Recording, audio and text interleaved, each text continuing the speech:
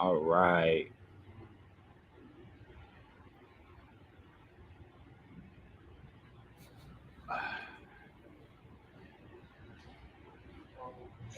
Payton. Yes, sir. Yeah. Get my mic going like this. Yeah. So bro, let's go ahead and kick this off, man. I'm gonna let you talk to the people. I'm gonna go ahead and just fire up my cigar here, Sure thing. in celebratory fashion. As you should. Because Well, if people can read, it says it right there what just happened. So, well, I was gonna ask you Mhm. if it's okay for me to go inside real quick, grab an egg out of the fridge, and then just dump it on my face. no need. It's enough embarrassment has already happened. So by all means, bro, Yeah. go ahead, talk to the people, man. Well, you know what, man? You coined the phrase when we were talking about this game on Thursday. What about that backfield for Georgia Tech? What did you call them? Haynes and Haynes law firm. The law firm. They weren't looking like a law firm today. They were looking more like a buzzsaw. Okay. You know what I mean? All right. The hardware store. Yeah. Yes, sir. Whether it was Jamal running up the middle or Haynes running on the perimeter, Yep. they were getting it done on the ground. So that was my first takeaway. Secondarily, I think sometimes, especially in college football, you get these games and you get into these scenarios where sometimes it sounds simple, but the more mobile quarterback takes the day and wins the game. Yeah. Well, what do you think about that? Man, I would definitely agree. Overall, I think Georgia Tech looked way more prepared than FSU.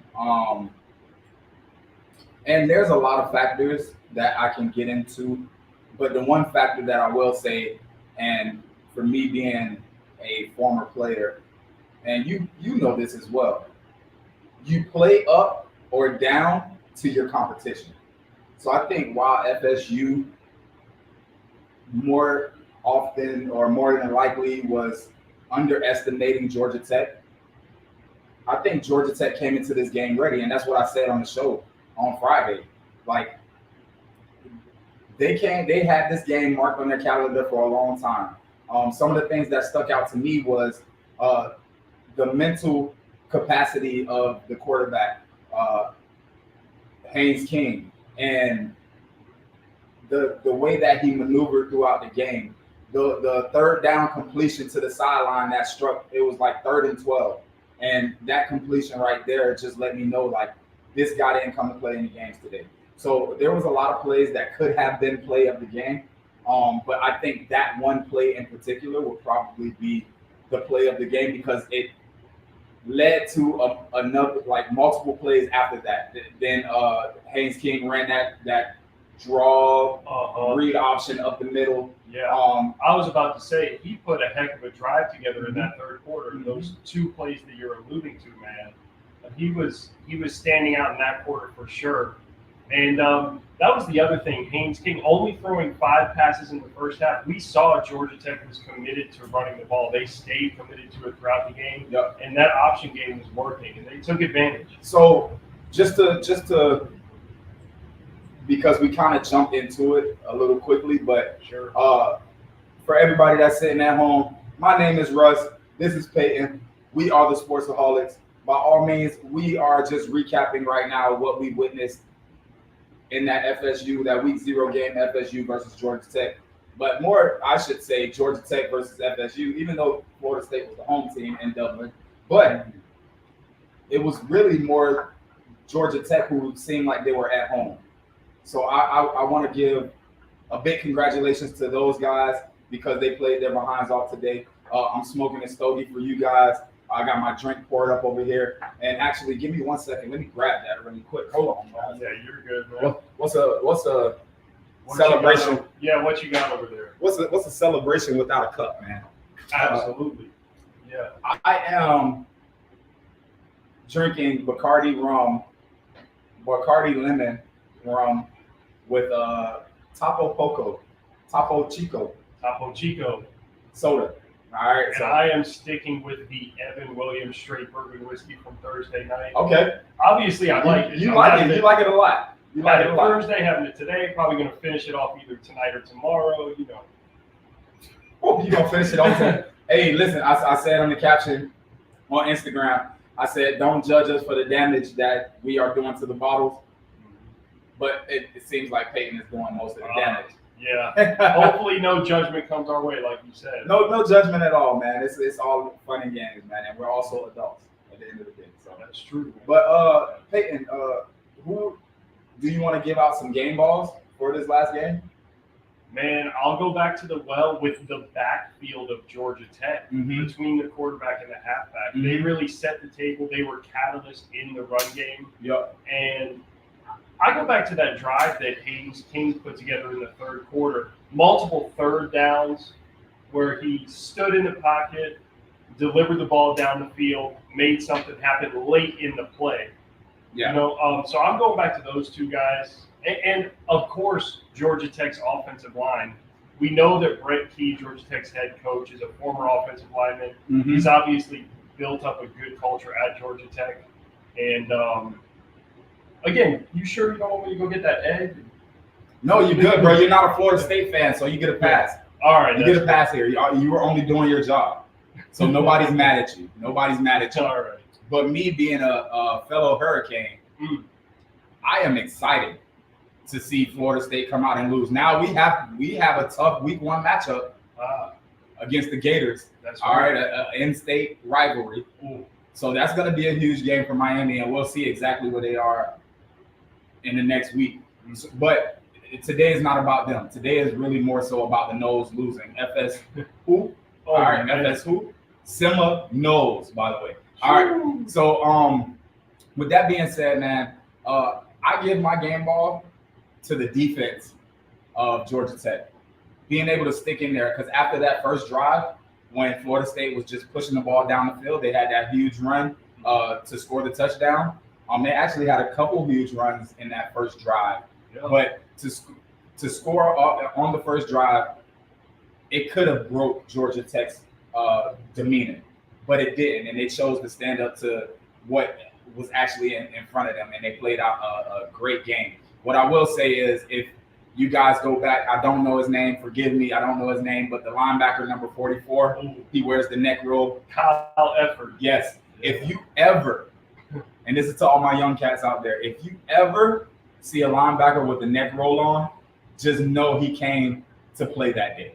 All right. So if you go back in history of time, if you see any linebacker with a neck roll on, they mean business. Man, and if you go watch the highlights of today's game, he's all over the field, sideline to sideline, in the run fit to the middle. So that's a great call out by you. He was there to play today. So I will say they did give us a scare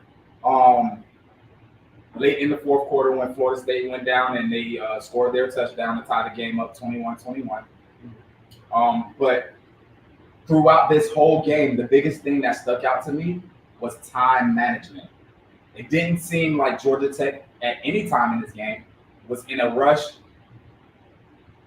to, snap the ball, or they seemed like they were very comfortable. Yeah. So I want to give a tremendous hand clap to the coaching staff for managing that game and getting them to where they needed to be, which was a victory. So. Yeah, and you hit on the defense. How about the defensive backs especially? Oh, yes. The safeties coming up and making tackles near the line of scrimmage. Yes, sir. A couple of plays down the field in coverage. Yes, sir. I don't want to give them all the credit because there were some questionable calls in that fourth quarter, especially on that game time drive that FSU put together. They had some players that were standing in space, and if we really go back and break it down. But throughout the whole game, like you said, to your point, they did have some spectacular plays and filling that gap. They didn't seem scared at all, and that's good. I don't know what that means for the ACC and Georgia Tech, but we'll definitely see. My prediction is they flatten out here. Okay. That is my prediction. I think they ride this high for the next 4 to 5 weeks. We went over the schedule, but I do think when it comes to ACC competition, they probably will flatten out a little bit. It's funny that you bring that up because speaking of the depth of the conference, I mean, as we know, Florida State is the favorite to win the conference. Probably not after today anymore, but Georgia Tech was sitting down there, maybe the 6th, 7th, 8th best team in the conference coming in. Yeah. Certainly didn't look like it today. And that's just to name one team. Outside of the big three with Miami, Clemson, and Florida State, you've got some sleepers in there other than Georgia Tech as well. So shout out to the ACC. Listen, and this is to my point on what I said on the show.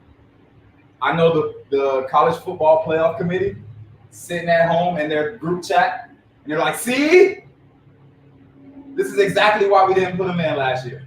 Because this is exactly what we would have gotten. Even though it was a good game, but on the radar, Georgia Tech is a lower level team. On the come up, but not as talented on paper, right, for sure. Right, 100%. So they showed out today. The spread was 10 and a half. And not only did Georgia Tech cover that, but they won the game. They won the money line. Man, I should have put some real money on that game. Oh, man. I'm disappointed in myself. That would have been a pretty penny. Man, I'm so disappointed in myself. Yeah. And things like that don't happen too often, but, you know, that's something that I wish I would have pulled the trigger on. Yeah. You know, but it's all good. It's all good. Now, I'm going to just sit here and enjoy this. We got a beautiful view right here. Yep. And there will be plenty more opportunities down the road this season to get some bets in. So, yeah, man. So, another takeaway that I have from this game is DJU, right? DJU, he had a struggle day. Yeah. FSU in general, they had some drop passes that could have led to first downs. One in particular drop pass or underthrown ball. No doubt. You know, had they scored the touchdown right there, that pass would have led them to be in the red zone. So they had some opportunities that they did not take advantage of, which led to the defeat today. So Florida State has to hit the locker room. They have to hit the chalkboard, and they have to get things right if they want to at least continue to be in the top conversation of the top teams in NCAA this year. So we'll see what happens with them. You talk about DJ Uyunglele, man. This is his last shot, you know, to make it big. Yeah. As we know, started at Clemson, went to Oregon State. Yeah. Now at Florida State. There's a hesitancy about his game that concerns me. Yeah. You know what I mean? I just want to see him let it rip and trust the timing with his receivers. So, hey, what's Dabo saying right now? Oh man, Dabo's probably in his office. He probably was watching this game like this, like, see, when he left, I didn't really have a problem with it. You know, not to say that Clemson's sitting in a great spot right now, but you know, like Dabo probably really wasn't worried about it too much, man. But I think FSU has an opportunity to bounce back. Yeah, I think so too. They've got some big games coming up here. They host Clemson at the beginning of October. They obviously go to Miami at the end of October, so they're going to have chances to redeem themselves. But as I said in the first episode, maybe more so in the NFL, less in college, but in today's day and age, this is a sport that is driven by the quarterback, so he's going to have to improve his play. There's no doubt about it. 100%. And another thing that stood out about DJU to me was his immobility. You know, like he wasn't, for a guy that of his stature, you would think he was actually more athletic than what he was. Like he was struggling to run the ball. Yeah. The passing is not necessarily an issue. I think he had some incredible passes in that game. You mix in the incomplete passes, but I think he has a major upside. Yeah. And like I said before, the main takeaway here is that Georgia Tech had more time to prepare for this game. They had the same amount of time, but in the preparation is different when you're considered an underdog. The time in between where you have time to, dissect who your opponent actually is. Nothing has changed about the coaching staff, so their demeanor and how they approach the game is pretty much the same as it was last year. You know, but there's a little extra fire in the belly each time you wake up when you know you're that underdog. Exactly. Yeah. Exactly. So I nothing but congratulations goes out to Georgia Tech. I'm happy. I'm so happy for them, man. It's a great opportunity to shake up the top 10. No doubt. Now, do you think Georgia Tech pokes their head into the top 25? Ooh. How can they not? Yeah. How can they not after beating a top 10 team, playing the way they played today? Not saying that they're going to be 10, but they will poke their head into the top 25. Absolutely. Now, how many notches do you think Florida State drops? Ooh. I'm going to go with they stay in the top 25, but are on the outside looking in of the top 20, in that range. What do you think? Yeah, so I think they drop probably 7 to 9 spots because when you lose to an unranked opponent, it does a lot to your credibility as a team. So, and in the past, I don't have a reference right now, so forgive me, I apologize. But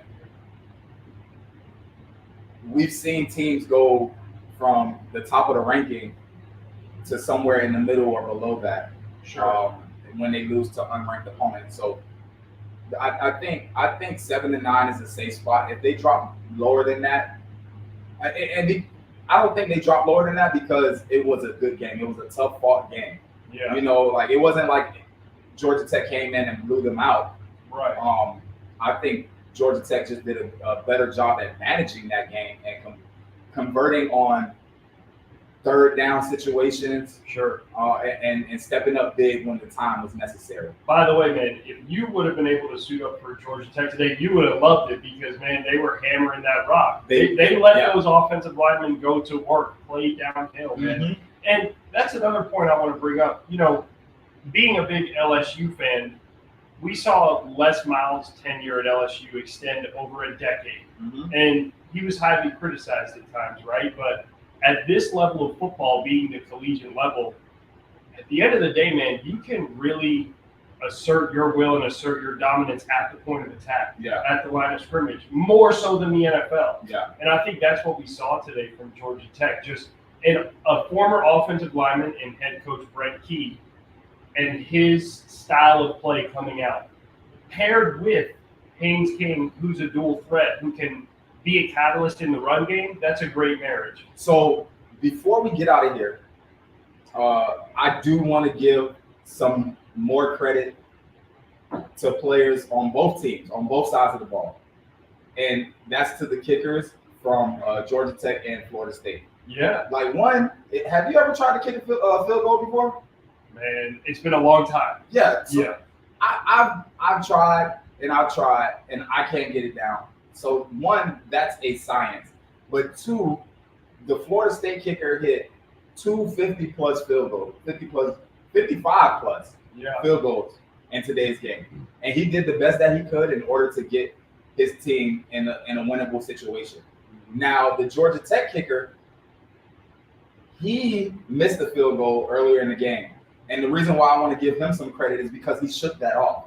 All right? He shook that off. And when the game was on the line and his team needed him the most, he stood in the pocket strong. Yeah. You know, not a literal pocket, but he stood in the paint strong, and he did exactly what he had to do. And this goes to the tendencies of the coaching staff because late in that game, you can tell that the kicker likes to kick from the left hash because they kept the ball on that left hash throughout that drive. Right. You know, it was either middle or left hash, and he nailed that kick perfectly. So, big ups to both kickers on the team. Yeah. Because without them, without Florida State's kicker, the score would not have been as close as it was. Exactly. So yeah, man. Any more takeaways from you, bro? Well, I don't want to hype up college football and all that too much because it's still niche. Now, we know it's going to be looked at more on a national scale this year because of the expanded playoff, because there's supposed to be more parity. But again, this is why college football is my favorite sport. There's supposed to be less parity in college football than the NFL. We just saw a top 10 team go down in the first game of the season. Yeah. That's why, if you're not a huge college football fan, I advocate you to get into it because, man, this stuff like this happens every Saturday. Yes, sir. You know, and it's exciting to watch. And that's this is really where my love of Cinderella stories developed, because I like seeing unranked opponents come in and beat ranked opponents.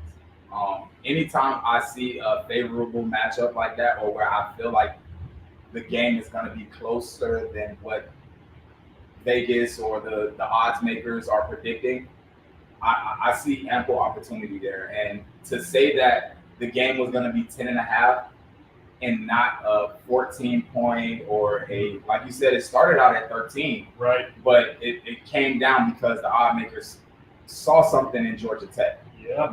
So while on paper they had that's all they had to go off of, but while on paper it did seem like Florida State was the better team. Today, I think they just got outcoached, and a bit of their cockiness kind of went into that too. As you can see in the beginning of the game, they were a bit hyped and feeling themselves. That first drive, man, right down the field, like it was really like Florida State came out and you thought it was going to be a blowout game based off that first drive. Yeah, the way that they were moving the ball. So, I nothing but good things to say about Georgia Tech. Yes. And like Nick Saban said, they're a sleeper in the ACC. Wow. I know you think they might flatten out a little bit, and I don't expect them to make the conference championship game, but they're going to be a player down the stretch. Okay. Yeah. We'll see, man.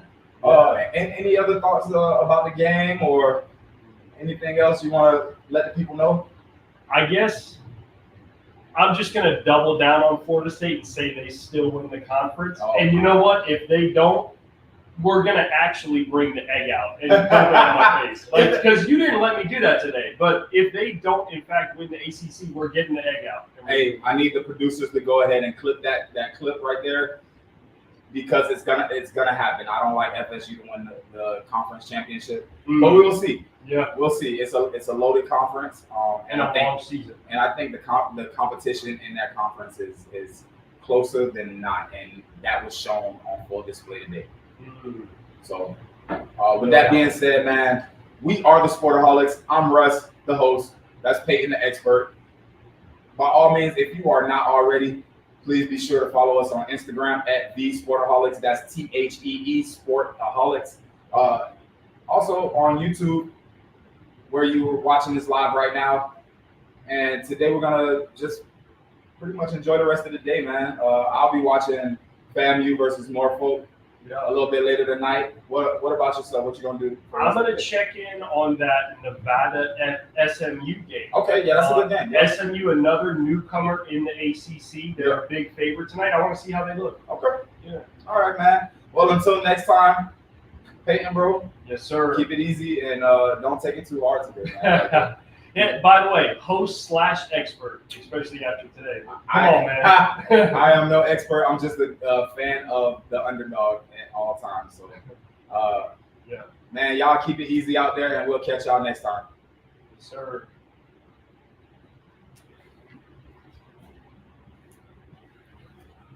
All right.